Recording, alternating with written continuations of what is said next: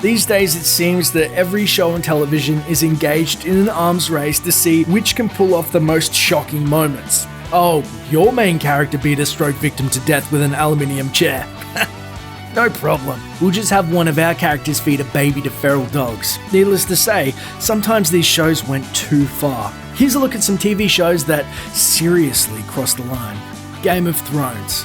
Many TV critics point to The Sopranos as the show that ushered in the new era of shock television, but Tony Soprano's got nothing on George R.R. Martin. What The Sopranos started, Game of Thrones brought to its logical conclusion with its infamous red wedding sequence at the end of Season 3 in 2013. In case you've somehow forgotten, that bit began with a pregnant woman being stabbed repeatedly in the abdomen and ended with half of the cast hacked to bloody ribbons in graphic detail to the horror of the audience. Perhaps the most shocking thing? The bloodshed merely spurred the show to new heights of popularity and spawned a wave of imitators across television. Thanks, HBO. Heil, honey, I'm home. If you've never heard of this incredibly ill-advised 1990 sitcom from the BBC, rest assured, this is an actual thing that actually happened on actual television. In an attempt to parody the too perfect lives routinely portrayed by American sitcoms, Heil, Honey, I'm Home cast an unusual couple in their lead roles, Adolf Hitler and Eva Braun. Well, let me tell you something, Mr. Schickelgruber. The even wackier twist, their annoying neighbors are Jewish. Oh, I get it. I get jokes.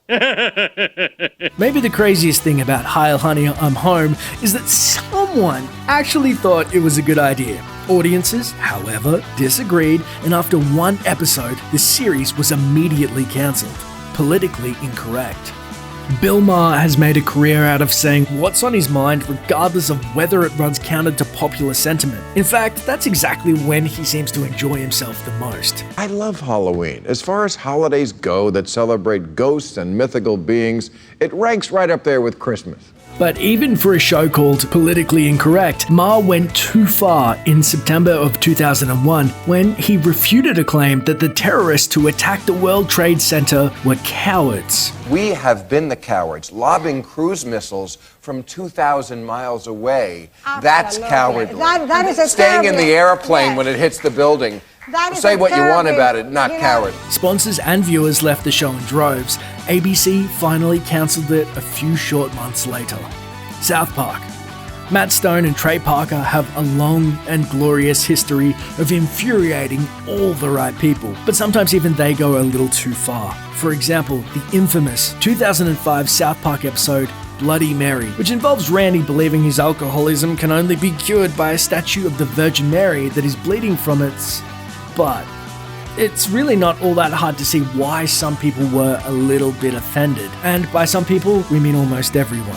And by a little bit offended, we mean really angry. Luckily, Stone and Parker didn't learn their lesson. Otherwise, we would never have gotten the Book of Mormon. The Littlest Groom.